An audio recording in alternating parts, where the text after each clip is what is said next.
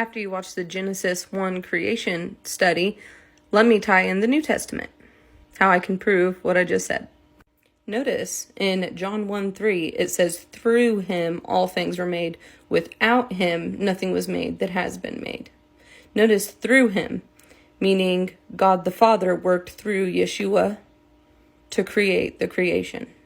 Colossians 1, for in him all things were created, things in heaven and on earth, visible and invisible, whether thrones or powers or rulers or authorities, all things have been created through him and for him. That word in right there, where it says, because in him were created, can also be by. So, by him. John 1:10, he was in the world, and though the world was made through him, the world did not recognize him. He came to what was his own, but his own did not receive him. John 17:24, Jesus' own prayer. Father, I want those you have given to me to be with me where I am and to see my glory, the glory you have given me because you loved me before the creation of the world. And now, Father, glorify me in your presence with the glory I had with you before the world began. As we can see in Hebrews 11:3, by faith we understand that the universe was formed at God's command so that what is seen is not made out of what was visible.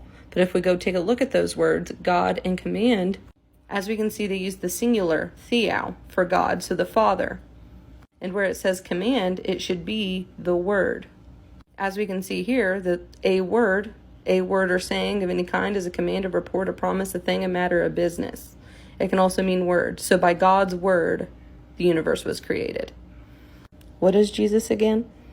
Colossians 1:17, he is before all things, and in him all things hold together. That can also be by him all things hold together. In fact, if we look at Colossians 1:15 all the way through here, the Son is the image of the invisible God, the firstborn over all creation. He was the very first thing in creation, next to the Father. For in him all things were created. Some people like to say that this means he was the firstborn from among the dead, which is there towards the bottom in verse 18. But as you can see, what it's referencing here in 15 and 16, it's referring to the creation account. Hebrews 1, by his Son whom he appointed heir of all things, and through him who he also made the universe. Now it's clearly talking about the Father here, by his Son, whom he appointed through whom he also made the universe, who is the exact reputation of his being, sustaining all things by his powerful word, Yeshua.